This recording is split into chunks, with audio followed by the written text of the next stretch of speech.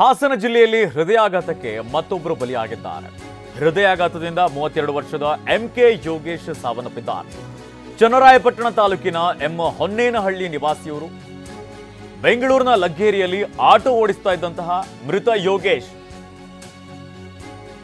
ಇನ್ನು 4 ವರ್ಷದ ಹಿಂದೆ ಅಷ್ಟೇನೆ ವಿವಾಹವಾಗಿದ್ರು. ಪತ್ನಿಯೊಂದಿಗೆ ಬೆಂಗಳೂರಿನ ಲಗ್ಗೇರಿಯಲ್ಲಿ ಇವರು ವಾಸವಾಗಿದ್ರು.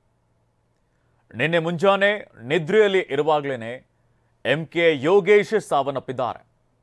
ಹೃದಯಾಘಾತದಿಂದ ಆಟೋ ಚಾಲಕ ಎಂಕೆ ಯೋಗೇಶ್ ಸಾವನ್ನಪ್ಪಿದ್ದಾರೆ.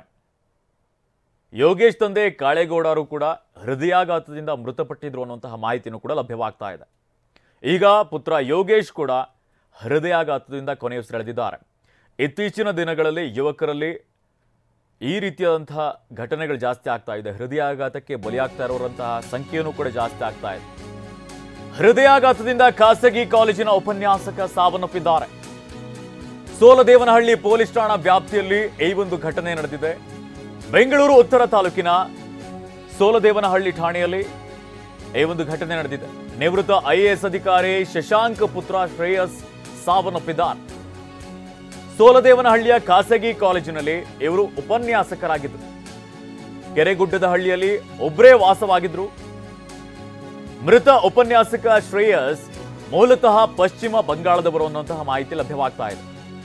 ಉಪನ್ಯಾಸಕ ಶ್ರೇಯಸ್ ಭಾನುವಾರ ಮೃತಪಟ್ಟಿರುವ ಬಗ್ಗೆ ಮಾಹಿತಿ ಲಭ್ಯವಾಗಿದೆ. ಇನ್ನು ಕೋಣೆಯಲ್ಲಿ ದುರ್ವಾಸನೆ ಬರ್ತಿದ್ದರಿಂದ ಪೊಲೀಸರಿಗೆ ಮಾಹಿತಿಯನ್ನು ನೀಡಲಾಗಿದೆ.